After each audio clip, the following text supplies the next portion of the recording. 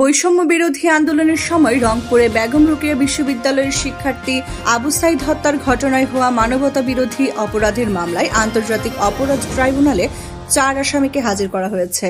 এই 4 জন সহ জুলাই গণ অভ্যুত্থানের মোট 3টি মামলায় 11 জনকে আজ রোববার সকালে ট্রাইব্যুনালে হাজির করা হয়েছে।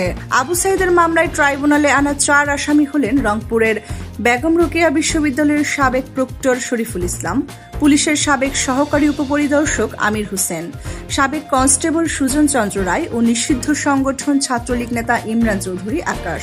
জুলাই গণ অভ্যুত্থানের ঘটনায় অন্য 2টি মামলায় আরও 7 জনকে হাজির করা হয়েছে।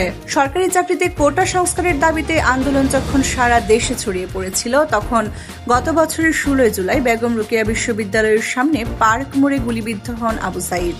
25 বছর বয়সী আবু সাইদ বেগম রোকেয়া বিশ্ববিদ্যালয়ের ইংরেজি বিভাগের 12তম ব্যাচের শিক্ষার্থী ছিলেন। তিনি বিশ্ববিদ্যালয়ের কোটা সংস্কার আন্দোলনের অন্যতম সমন্বয়ক ছিলেন। বিশ্ববিদ্যালয়ের সামনে নিরস্ত্র আবু সাইদের পুলিশ কর্তৃক গুলিবিদ্ধ হওয়ার ভিডিও ছড়িয়ে পড়লে সারা দেশে ব্যাপক প্রতিক্রিয়া দেখা দেয়।